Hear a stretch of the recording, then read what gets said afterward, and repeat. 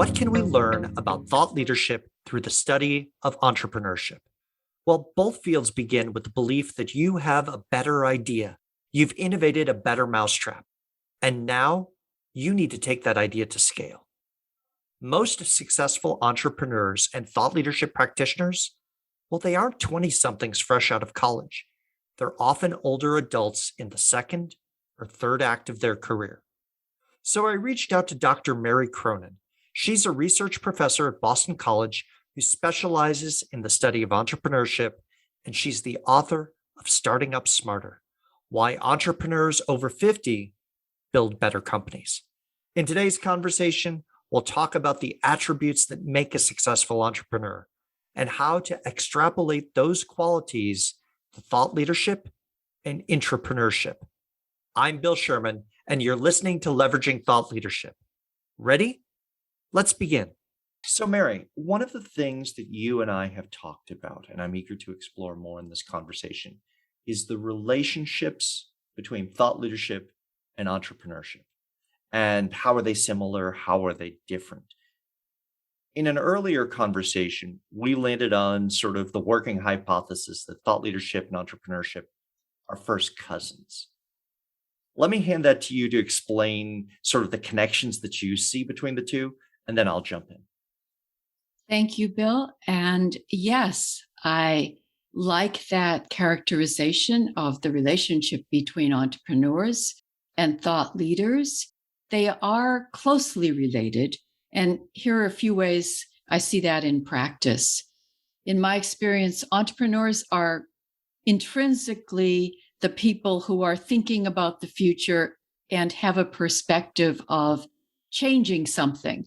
When they launch a company or a new venture, they have seen a problem, they have found a need, and now they are looking to address this need in a startup.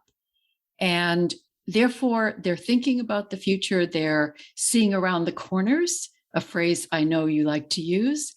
And that is very similar to what thought leaders are skilled at doing. Thought leaders can look at trends today and also begin to think about what does this mean for where the future is going to lead us. I would say that where that relationship is worth exploring more deeply is I see an intrinsic advantage for entrepreneurs. They don't just envision the future, they also typically are building the future. And that is deeper and more impactful. And that is something I'd love to explore more with you in this conversation. So I think there's a couple things there. First, that many entrepreneurs are visionary, but you don't have to be a visionary to be an entrepreneur, right? But that sense of building the future, of making something new or serving a need that hasn't been served before, requires storytelling, especially if you're doing something like creating a new market and you're doing category creation, where you have to convince people this is not only a problem, but it's a solvable problem. Yes. And right away, you are posing some questions that I think we want to debate a bit, because I agree with you that it is not necessary to be a visionary to be an entrepreneur. And I also agree that it is essential for any successful company at any stage to be able to articulate their story in a compelling way. So storytelling is a component of entrepreneurship success, and I believe also of thought leadership success. What I think is different in my perspective is that the bias towards change, towards action, towards actually being the person that makes the change happen is so much stronger in the entrepreneurial mindset. And in the thought leader mindset, it's articulating the change. So that whether or not that change that a company wants to bring into being is completely solving a problem that no one else has tackled yet and making the world a better place as a result, or simply changing customer behavior.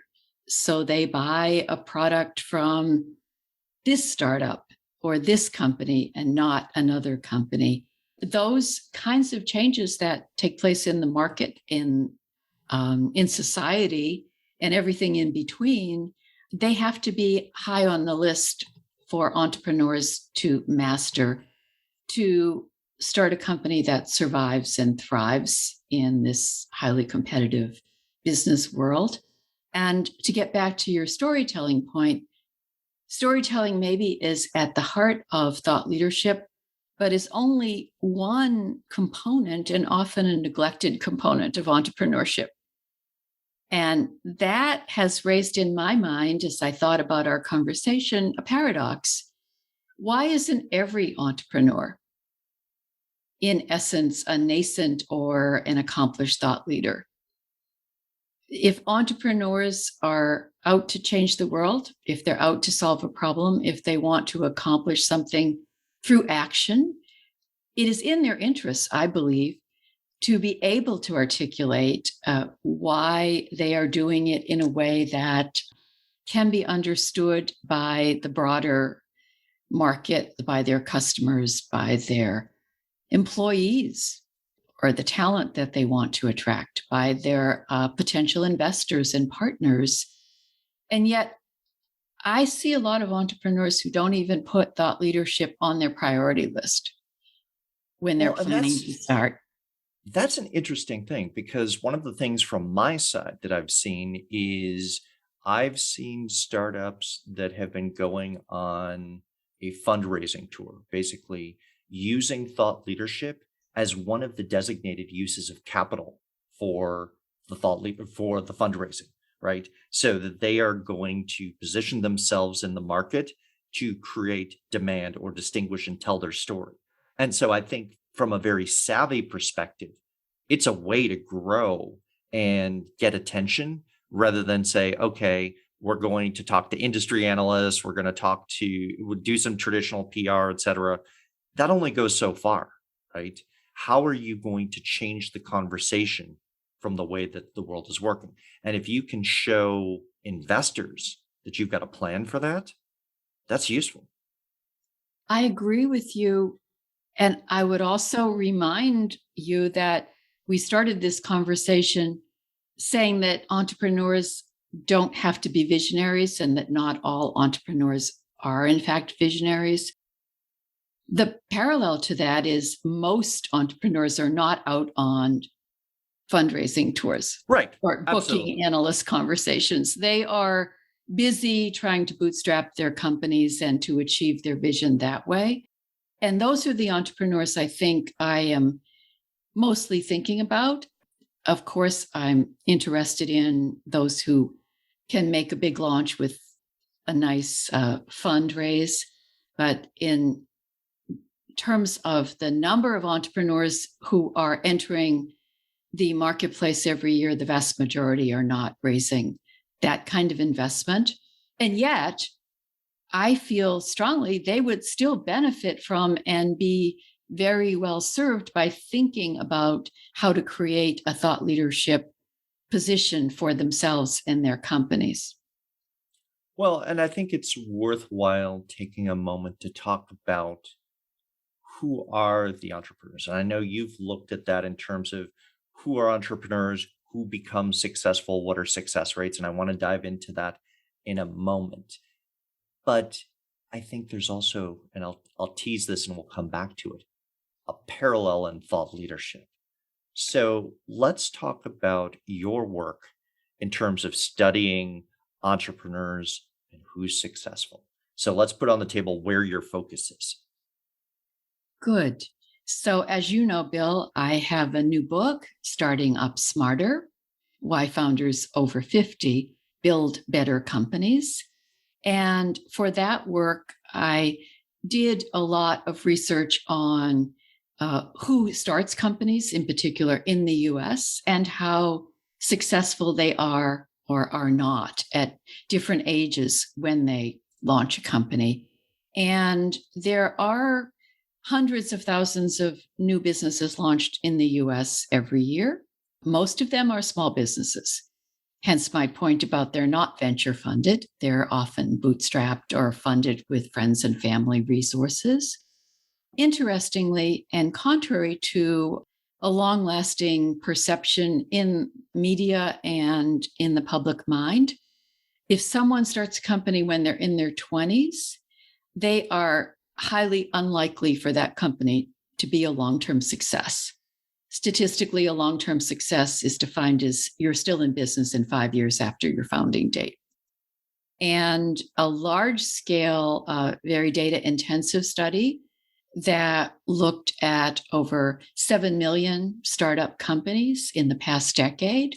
And that was based on the registration of companies and getting an employee identification number indicating you were going to hire people in your company. The most successful median age was 46 for entrepreneurs to start a company.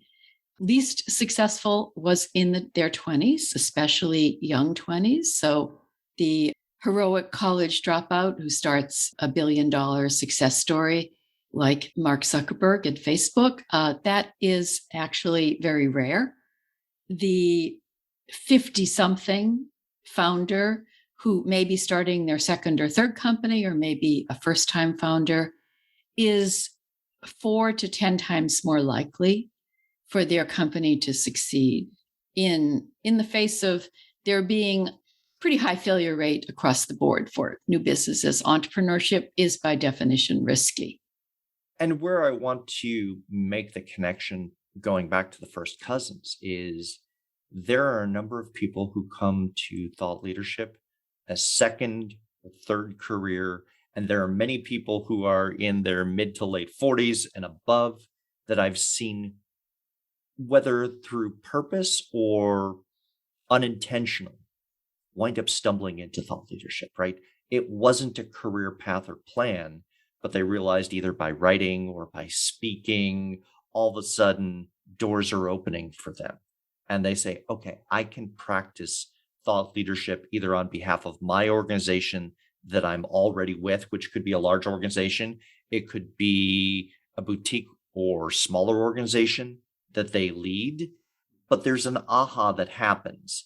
And it's not always that it waits till your 40s, but I would say the majority of people who practice thought leadership are 40s and above, which is one of the reasons why I wanted to have this conversation with you, because there's a pattern there. And I think some of it's life experience, but I think it's just more than life experience. So let me hand this back to you and jump in with what's bubbling.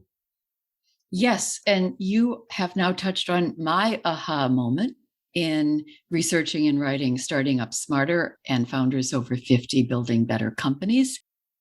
I think maybe they're siblings, thought leaders and founders over 50, even closer than first cousins, because to me, it comes down to your purpose and your passion about that purpose and your insight into how to make a change for the good, either through a new company or through writing a book or through expressing an analysis that you passionately believe is important for other people to hear and understand and give consideration to.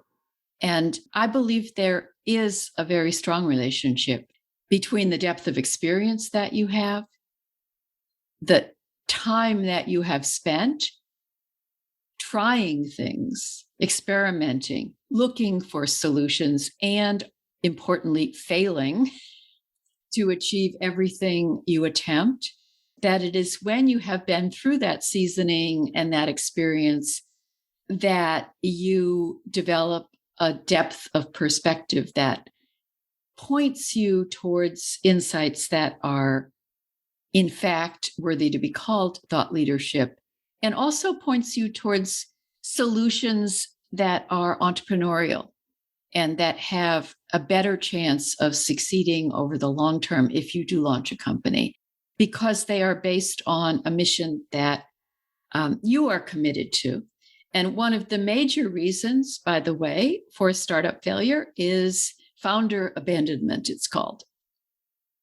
So the founder gives up. It's hard. The challenges are constant and sometimes overwhelming. And every successful founder I talked to for starting up smarter said this.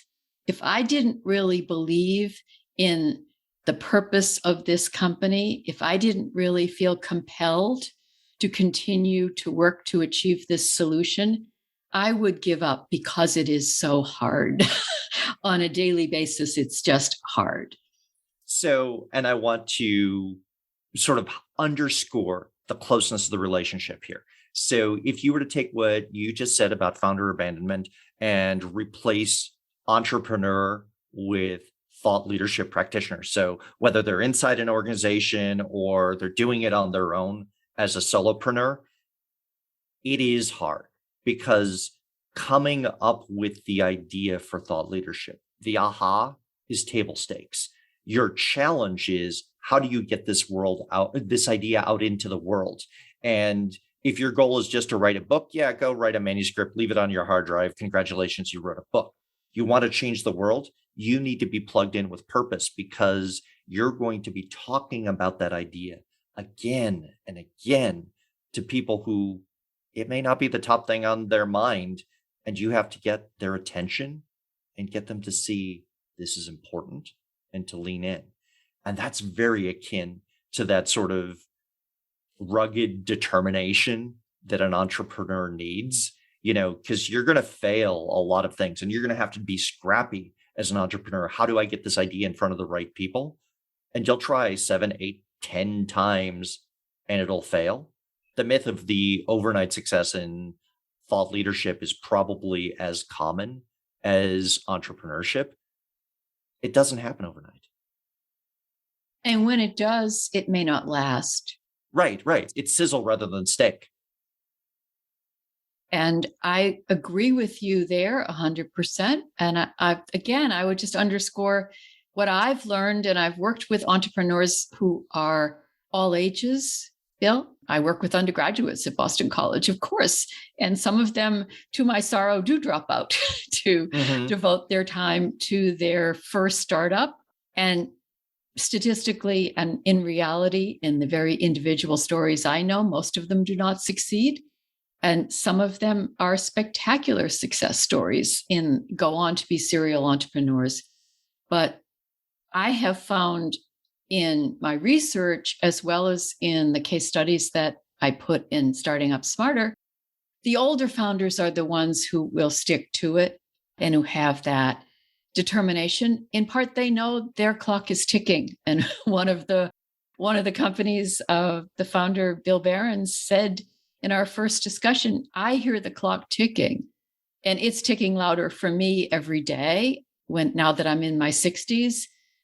Even though he had started other companies earlier in his life, this was the one he felt was going to be his legacy. And he has built it into $100 million plus solar energy business. So Revision Energy. So that is a success story. It is also a story where he and his co-founders did not raise any money. They tried, they got 100 no's. And they decided to take the risk of putting their own money into the company and bootstrapping it into profitability. So that's a very common story for older founders. And it is paired with their purpose that they're willing to take the risk and they hear the clock ticking. This is their legacy and they want to see it come to fruition. If you are enjoying this episode of Leveraging Thought Leadership, please make sure to subscribe. If you'd like to help spread the word about the podcast, please leave a 5-star review and share it with your friends.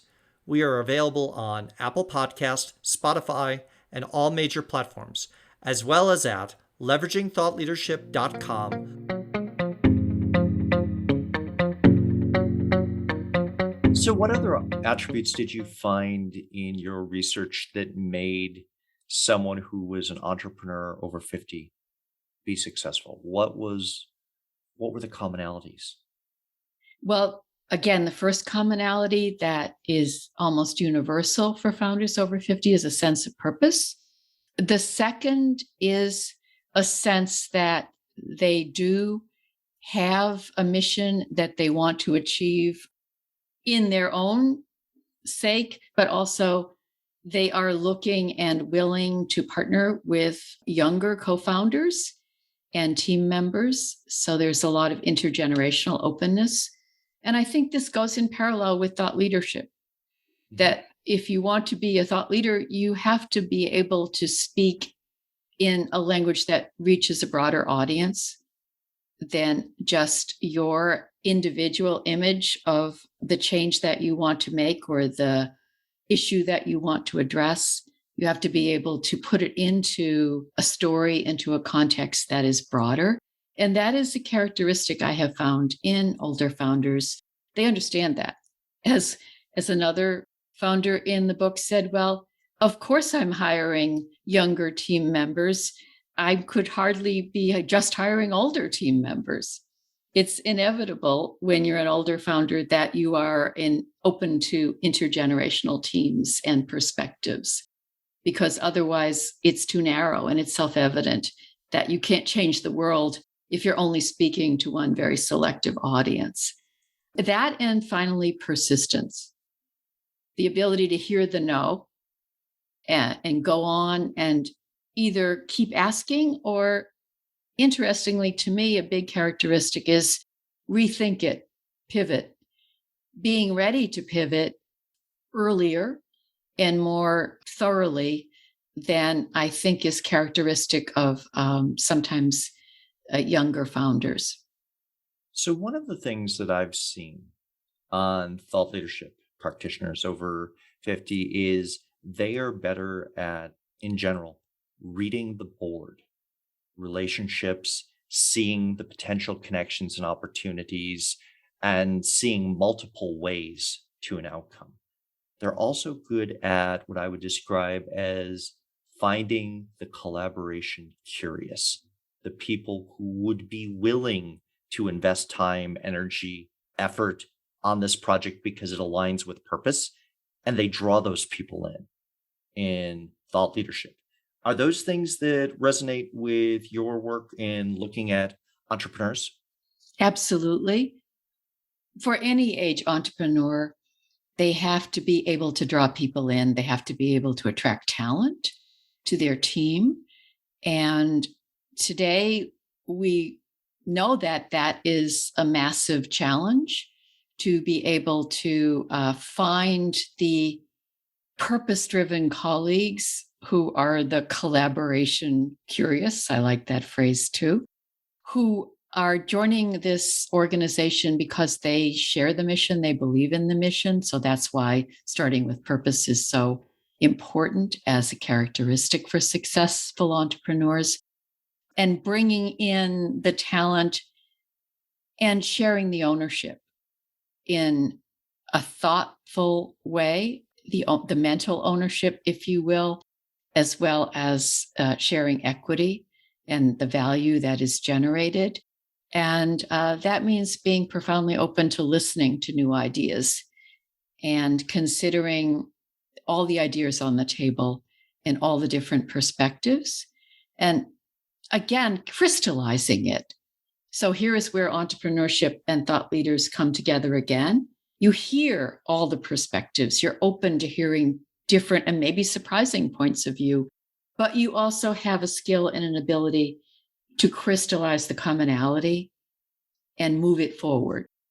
And this, I think, is an interesting place where there's an intersection. I've been thinking about this. I've been thinking about the distinction between not for profits, which tend to understand purpose very, very well and are mission driven and good at articulating that. Your for profits tend to understand how to run a business, how to keep a lean ship, how to do all the things for marketing and sales. But I think there's an interesting sort of continuum with social entrepreneurship, right?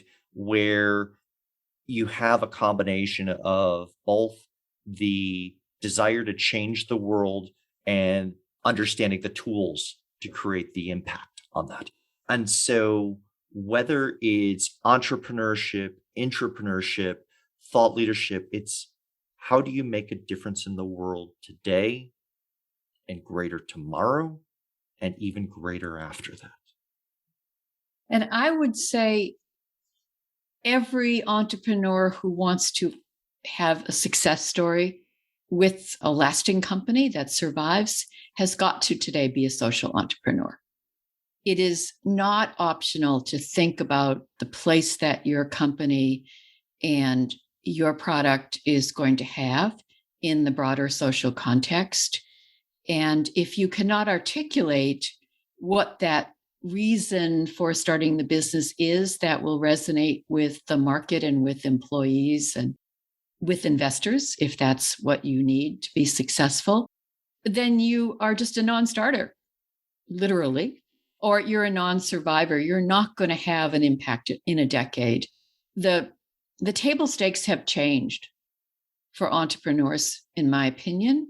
I believe that having a positive impact in whatever industry sector you want to enter is part of your license to do business in society today. And that's been articulated at so many levels that it shouldn't really be a surprise. But I think taking it seriously and making it a core of your strategy as an entrepreneur is still a great challenge, because you're right, there's so much to tend to in the managing of the business operations, funding, finances, and logistics, that is where thought leadership really comes to the fore.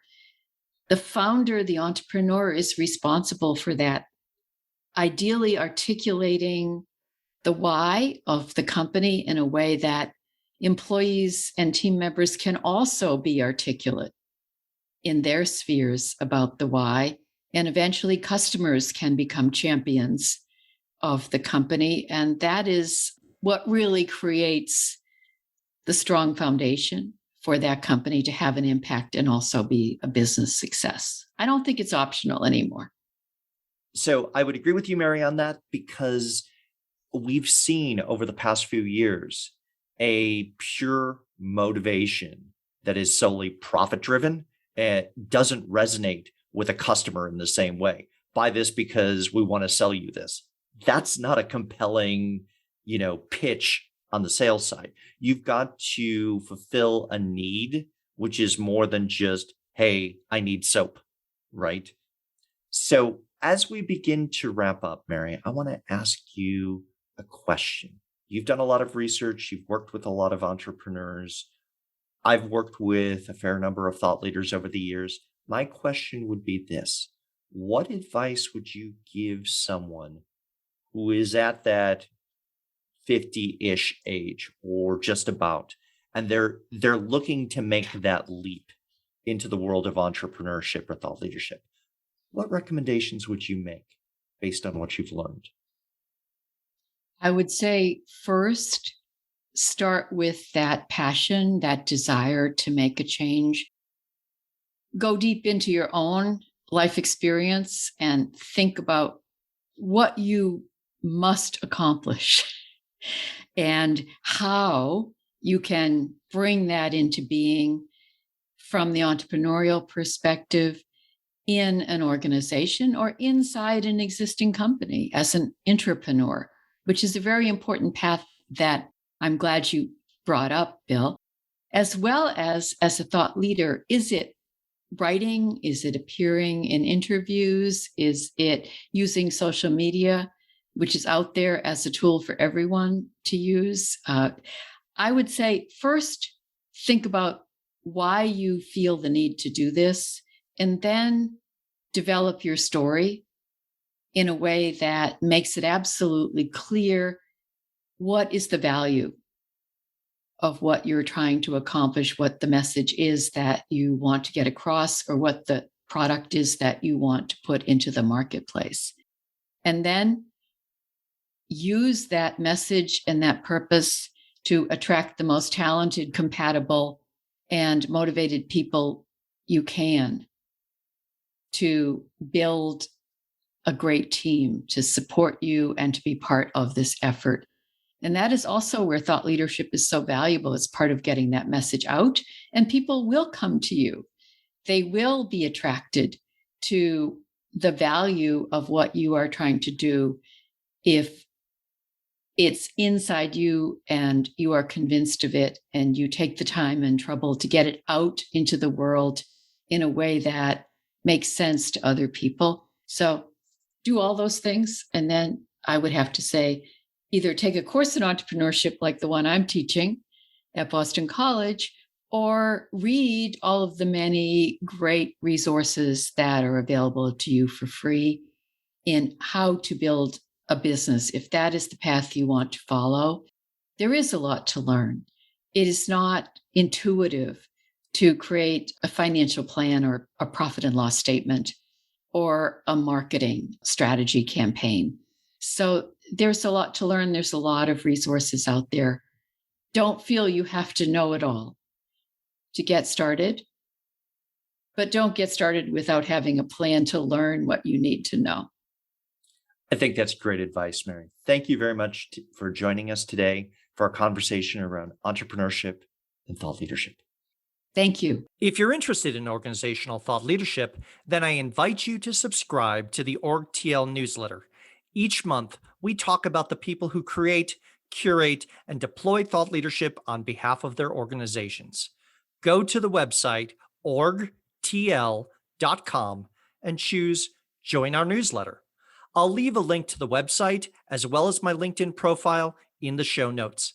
Thanks for listening, and I look forward to hearing what you thought of the show.